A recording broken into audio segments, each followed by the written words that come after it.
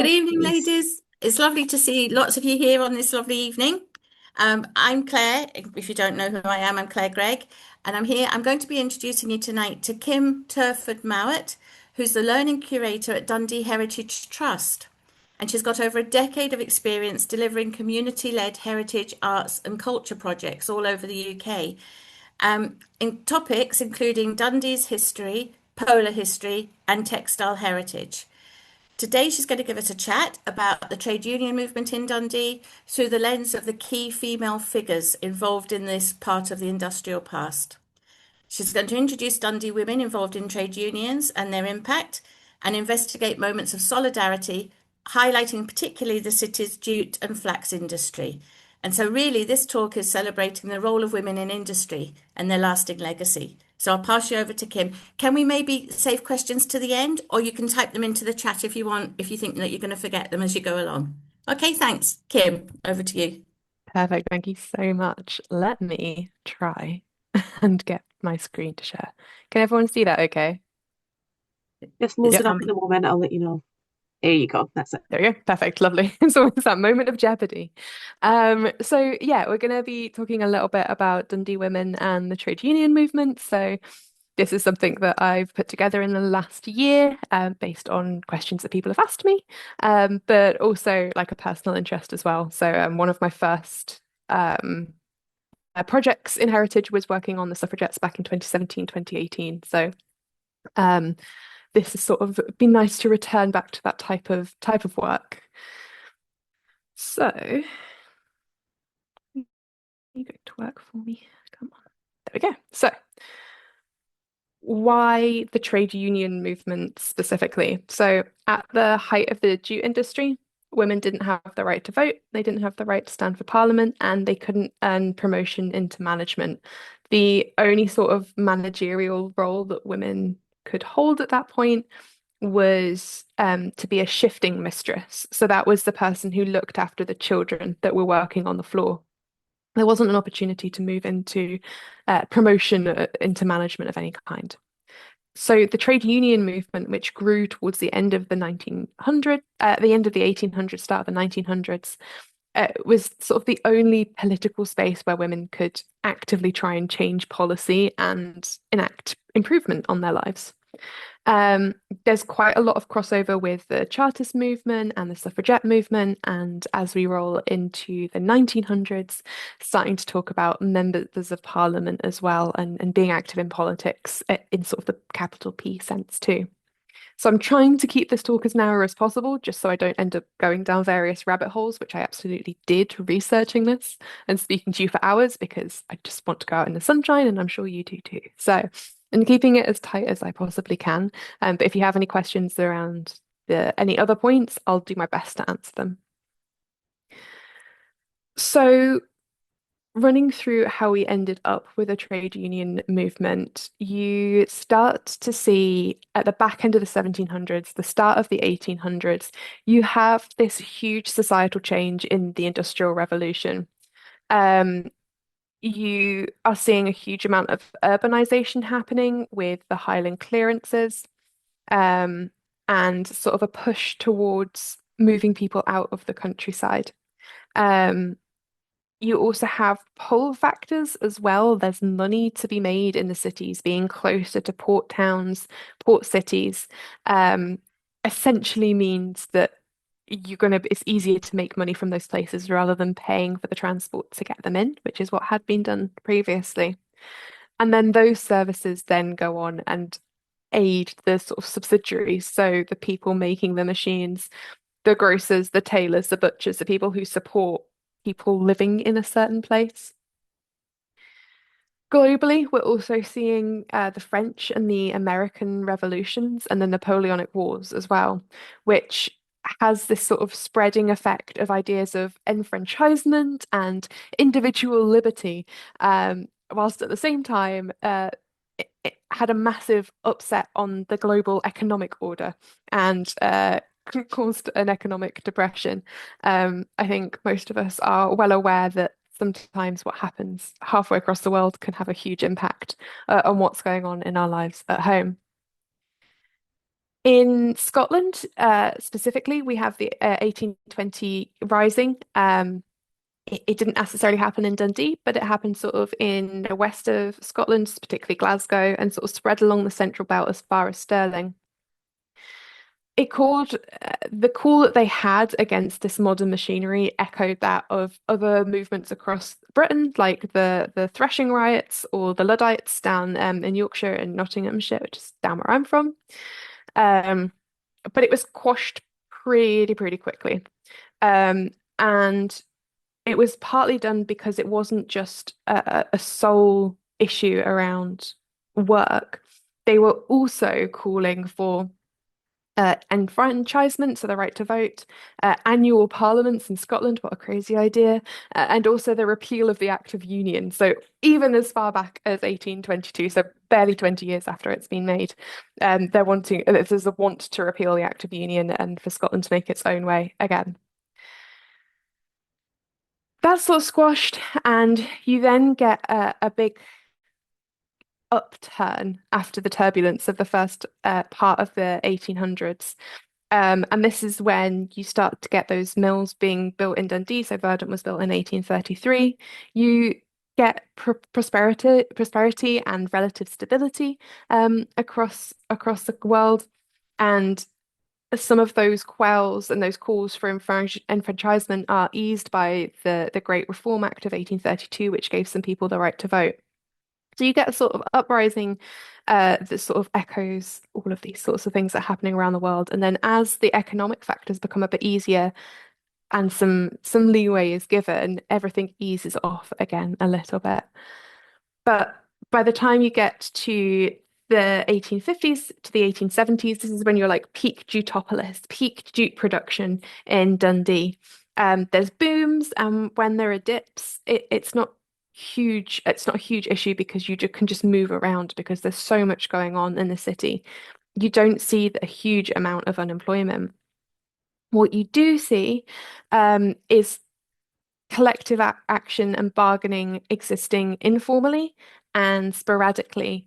And it's often dominated by men who are there in supervisory and maintenance roles, which are less replaceable than female workers. So if they withdraw their labour, it's more difficult to replace them. Whereas if the women withdrew their labour, there was people coming over from Ireland due to the famine that was happening there. You still had migration coming from all over Scotland as well. So we don't tend to see too many women involved in uh, industrial disputes at this point as well.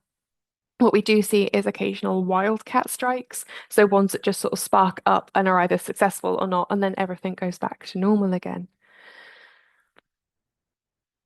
There's also additional factors as well. So trade unions were made illegal in 1800 and then were not legalized until the 1870s. So this meant that where it did exist, it was under the table as well. And following the Great Reform Act, both men and women joined them to the Chartist cause. And that's the way that it was felt that the rights for working class people were going to be able to be carried forward was through the right to vote. And that would hopefully therefore enact better working conditions coming down from a parliamentary level in law. And it was thought that that was a better way to do it than to sort of fight from the bottom up. So there was the second and third Reform Acts, so in 1867 and 1884, and that increased the amount of people that could vote by over 4 million and who could change in Parliament. Of course, none of those progressions were for women. So for this talk, I'm going to focus in on trade unionism from the sort of late 1800s.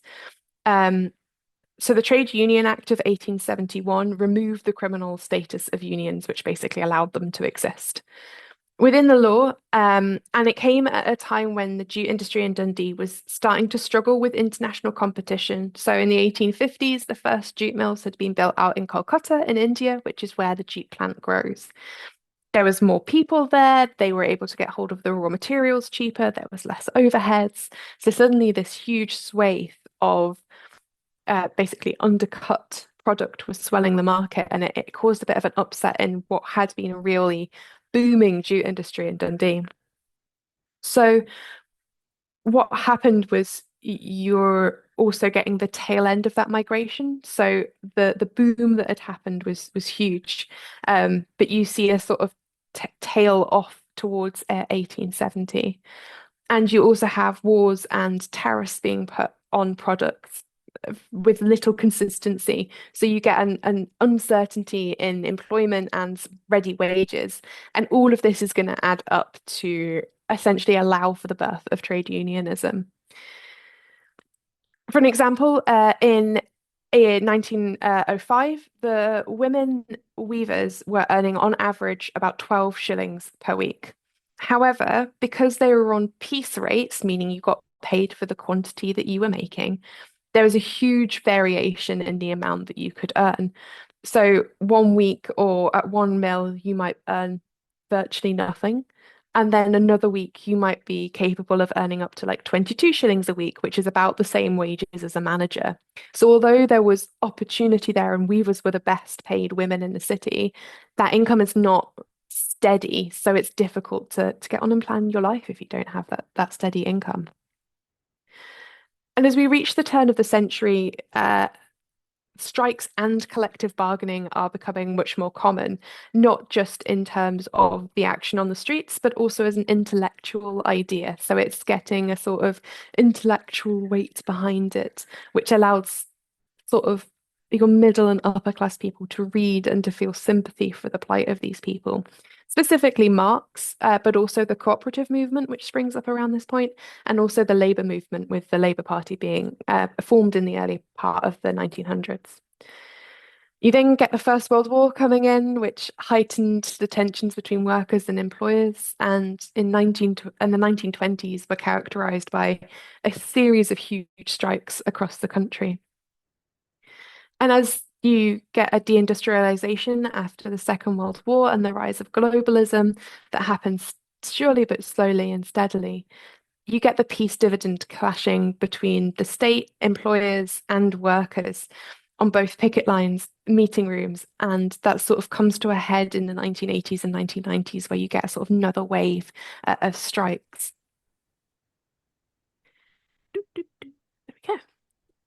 So Dundee is a it's a nice little odd sort of microcosm, and it's pretty similar to any place that had a high textile industry. So Manchester being similar, is that our ideal of or the ideal of a Victorian woman is one that exists within a strict a patriarchal structure where the man goes out, earns a wage, and that supports his wife, several children, and perhaps extended family on top of that.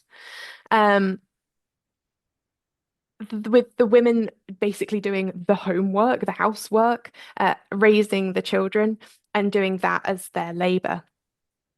However, with just across the country, between 30 to 40% of all women and around 10% of married women were working during the Victorian era. This ranges, it goes from like governesses and teaching all the way through to piecework, such as sewing or char work, which can be done in or near the home, especially if you're in a city near mills, factories, and mines and that kind of thing. In Dundee, unmarried and married women were able and were very commonly the breadwinners of their household. We have examples of records where two single women were very frequently forming their own household, despite them earning about 40% less on average than men. They were able to make a household like that work without having to be legally bound to someone and the risks that can entail. Around 2/3 of the jute employees were women, and around 75% of the city worked in jute. Married women who worked would have also been expected to do the childbearing and the house cleaning as well, because of course they were. And when it comes to addressing women who were formally or informally calling for changes or to working conditions, we know that there was calls from a certain character who's going to come up a little bit later. As they were striking, he would stand on a box and ask what their fathers would think of their behavior. Because even though these were women of independent means, it was still considered that they should be considering what the male people in their lives were thinking of this. And it demonstrates the tension between what women were thought of in an increasingly rigid sort of gender divide, and what the reality of what the Industrial Revolution demanded from the people working in it. They wanted the cheap labor, but they also didn't think that women should be working. So there's a real tight tension going on there. And it's why women participation in formal and informal trade union movements was really slow to be recognized and taken seriously. So almost immediately after becoming legalized, we have a big strike in Dundee, the strike of 1871. And it didn't actually start as a strike. It started as men raising the prospect of a shorter work week just by lengthening out their lunch times. They were essentially asking to do some flexible working, take a longer lunch, and therefore shorten their hours. And they were deep in negotiations with representations of mill owners. But women decided to take this as an opportunity to also call for a rise on wages. And there was a huge wave of concern that comes from the men that were involved in this process that it would water down the ask, give the bosses reason to deny both of them rather than grant one and then start work on the second one. So that gradual change. The women came in and went, no, all of it, please, and thank you. However, the women did go out on strike on both with an emphasis on the wages because they felt that that was more important. And it's important to think that strikes then weren't necessarily as we think of them today, with organized pickets and dates agreed in advance. You know if the teachers are going out on strike, usually, for instance. These things were spontaneous, and the article that's detailed here helps illustrate that. So it talks about them being principally to the boys and girls and young women employed on the several works, and it lists Verdun as one of them. Those on strike paraded the streets yesterday in grotesque processions, bearing emblems of their trade, suspended from poles such as mats, jutes, etc. They were indulging in shouting and singing, and the latter being of a peculiar sort of march, the works of which were principally intended to convey information that they were somebody's other band. Besides this, they were held threatening demonstrations in front of the works where no one had turned out. Between 2 and 3 o'clock, large droves of them marched to the Cowgate. So that's where a lot of the sort of bigwigs had their offices. And they held a meeting in the midst. They held large numbers as it's market day, so they caused a huge amount of uproar. But they were doing it singing and dancing, as opposed to anything too grotesque.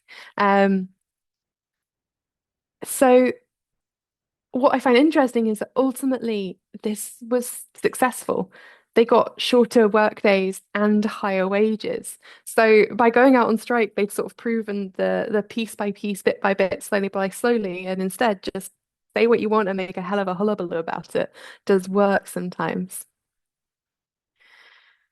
So one of the key tenets of the trade union movement is solidarity. So with your fellow worker, no matter who or what they are and they're doing. And we see that on a small scale and on a large scale in the jute industry. So in some cases, we can see examples of workers rallying around for the families of people who couldn't work anymore and raising funds to support them. We see similar fundraising efforts when people retire or are severely injured. And even on a small scale, we know that if you needed to go to the toilet, you asked the woman next to you to watch your frame while you were there. So you didn't leave someone like hung out to dry.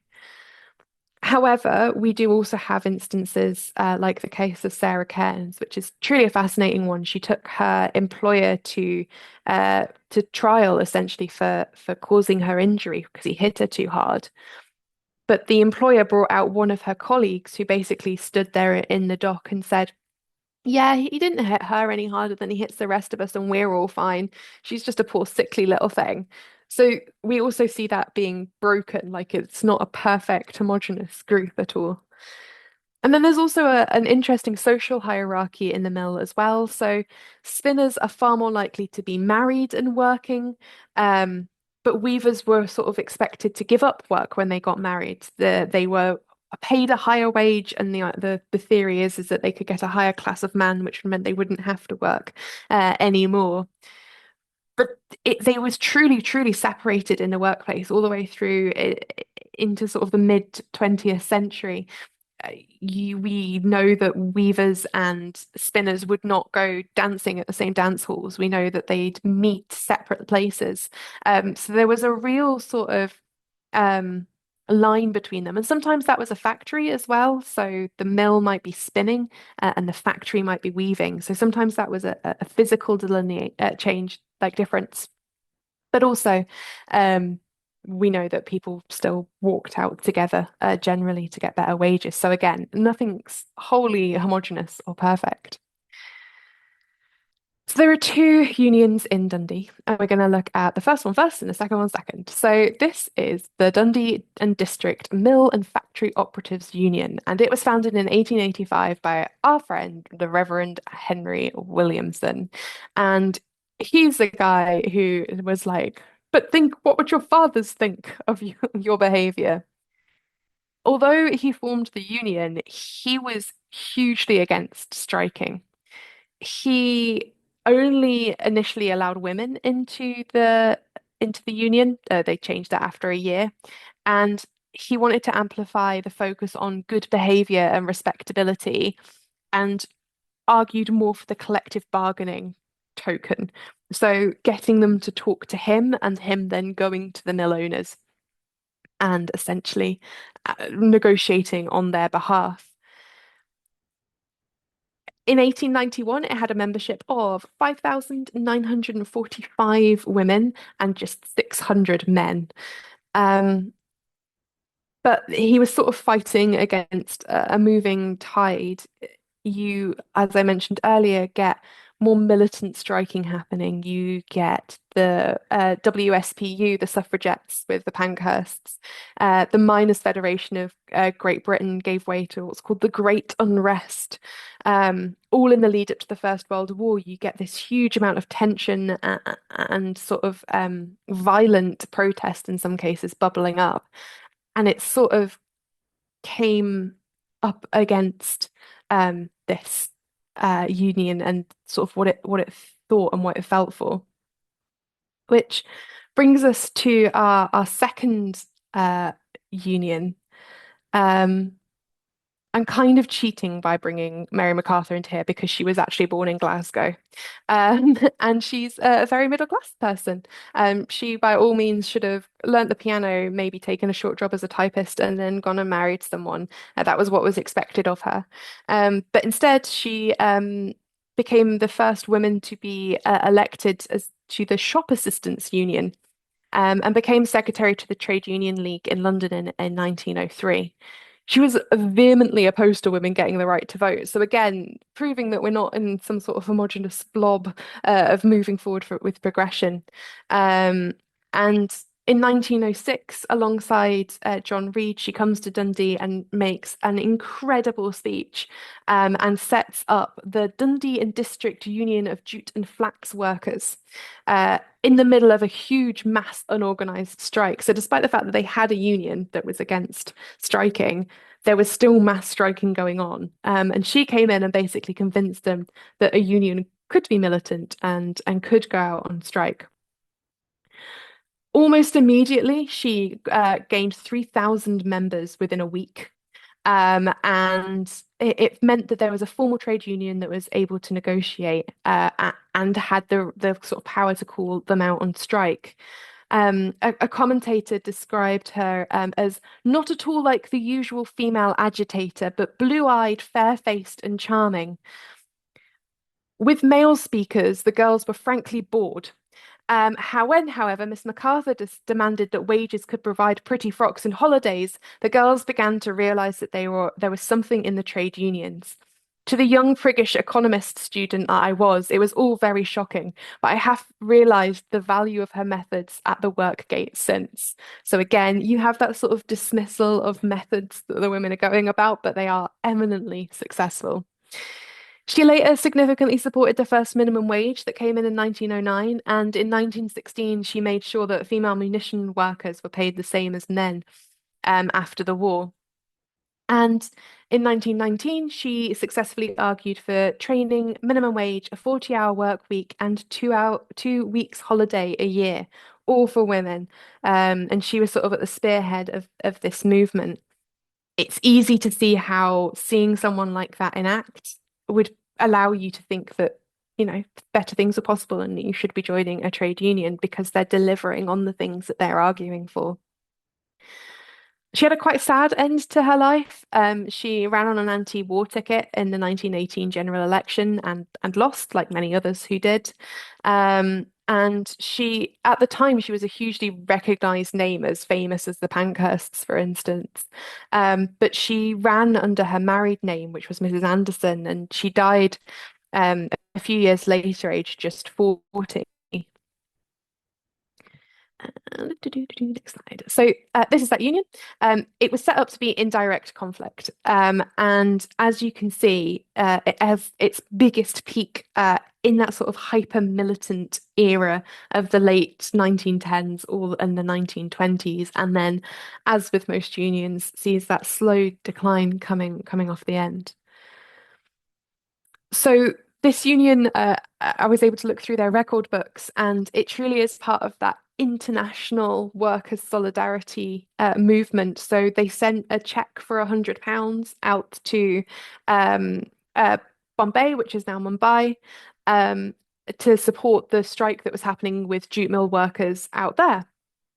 Interestingly, the strike had finished by the time that the check got there, and the minutes sort of say check has not been received, check has not been received, sent a telegram to see if the check has been received, and they finally get the check back, but not complete. They'd taken the amount of the postage to send it back off of the check, which I found quite charming in a way. So it's also important to remember that the union wasn't just about working conditions as well. They were doing things like running swimming and gymnastics clubs, supporting the education of workers' children, as well as doing the usual union work of supporting disputes with employers and participating in advocacy and stuff like that. The end of the union does reflect the dwindling jute workforce that was in the city. So again, that competition from India is causing the slow decline of the industry, and the plastics sort of putting the final nail in the coffin. And essentially, the bigger the union was able to be, the more sway they had. So they ended up sort of being eaten and eaten and eaten and eaten, which we'll see a little bit later, through the eyes of Margaret Fenwick. So Margaret was born in Dundee as Margaret Mans, and she left school at 14 to undertake an apprenticeship as a weaver at Taybank Works. This is a classic. Leaving at 12 or 14 to go work in the mills was extremely common. She followed the family sort of tradition and became an active trade unionist, and she um, campaigned for apprentices to be paid the same rates regardless of age. So it wasn't on sort of a sliding scale. It was, if you're an apprentice, you're paid this, essentially. In about 1948, she was elected to the management committee of the union, which means that she was sort of in charge, and she got married, and she had 4 children. She was then elected as steward in her mill, which is sort of like the workplace representative. And her co-workers elected her, but they turned around and said that she couldn't do the role to the ability that was needed because she had a husband and young children. So they were looking for a single person to do the role. This didn't please her in the slightest, so she continued her activity in the union and ended up being elected the Assistant General Secretary of the union that she was a part of in Dundee, and then became the General Secretary in 1971.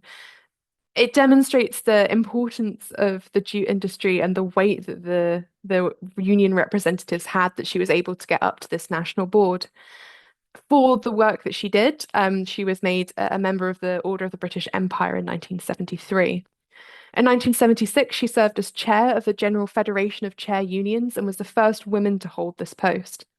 The role required her to oversee strategy, the direction of the organization, and this was at the height of union power in the United Kingdom. It's a real testament to her leadership and her negotiation skills.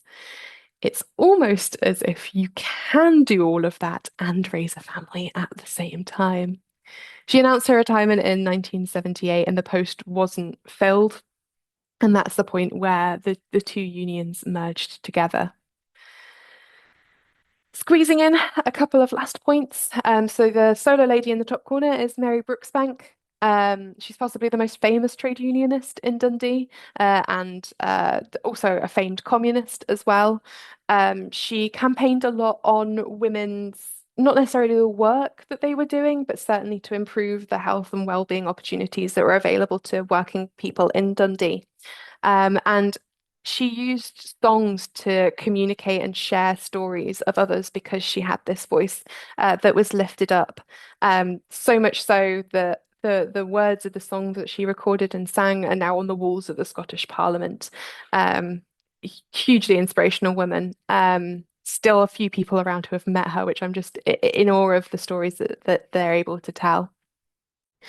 And then on the other side of the photo, from left to right, you have Jeannie Spence of the Dundee Jute and Flax Workers Union, Ms. Lamond of the National Federation of Women Workers, Agnes Brown of the National Federation of Women Workers, as well the aforementioned Mary MacArthur, who was at this point national leader and general secretary of the National Federation of Women Workers, Kate McLean of the National Federation again, and then at the end, Rachel Devine of the Jute and Flax Workers in Union.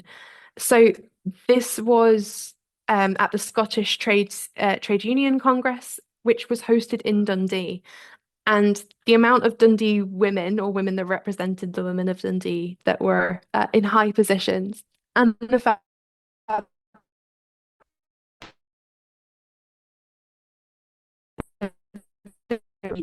to to be a case study for why trade unionism worked, and how much support that they could give and how much they were being led by the women that were involved in the work too. So finally, moving on to the aftermath, I think there's four key things that sort of come from the research that I did. So the reputation. So in the film at Verdant Works, we describe the women in Dundee as bold, bright-eyed girls. And we hold in our head visions of stories of militant strikes and blending it with our mental image of trade unions, I think, very, very easily. Hopefully, you've taken away from this talk that there's some level of complexity in those situations, the lockouts, the spontaneous walkouts, and the solidarity or not that was part of the mill. But the ability to stand up for themselves and ask for rights and money to put food on the table, whether that trade union was formalized or not.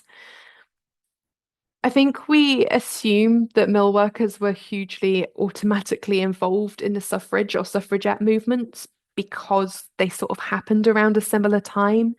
And if you want better rights for at work, if you hold progressive values, you sort of see them as going hand in hand together with things. But often you find people who were very much for one cause and very much for not for the other.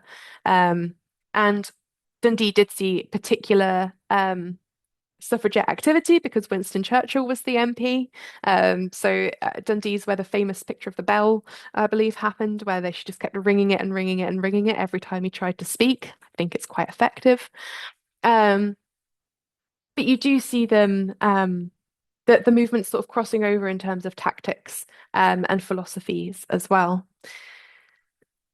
Once women did have the right to stand in elections, the people who were heavily involved in the trade union movement often stood on Labour, cooperative, and socialist parties at a council and a parliamentary level. And so all of the skills that being in the trade union had given them essentially carried them into this new way of public life for them. And that's a real impact in terms of some of the first female Scottish MPs and things along that line. And in terms of legacy, I sort of turn that over to you guys slightly. I think Dundee has a reputation as a she town. Is sort of one of its nicknames. It has its reputation as a place of protest. In the early 90s, you had the Timex strikes, which really drew on this history of strong women coming out and arguing and fighting for their rights. And you also have that sort of sparking of memory of jute workers and a sort of evoking an almost mythical strength and spirit.